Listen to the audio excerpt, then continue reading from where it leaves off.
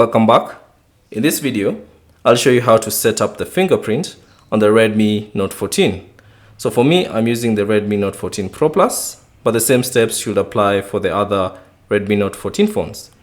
Now to set up a fingerprint, all you have to do is simply open the settings. So find the settings icon within the home screen or the app drawer and tap on it.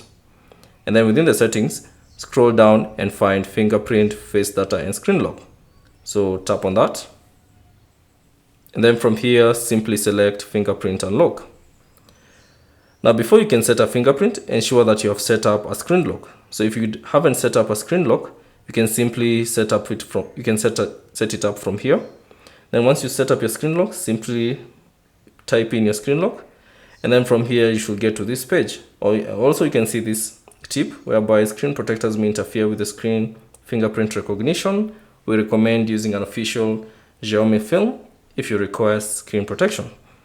So now, as you can see, the fingerprint scanner is located at the bottom. So to set up a fingerprint, all you have to do is simply tap on the fingerprint scanner and repeat the same process until the fingerprint is recorded. So just tap on it.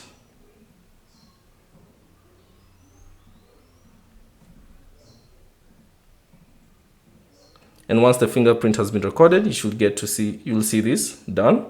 And then all you have to do is simply tap on done, and that fingerprint will be added. So once you're done, you can simply lock your device. And if you would like to unlock your device, you can simply use your fingerprint. So simply press your finger on the fingerprint sensor, and that will unlock your device. So that's basically it on how to add a fingerprint on the Redmi Note 14. Thanks for watching. If you have any questions, leave them down in the comment section below. And if you found this video useful, consider leaving a like and subscribe to the channel.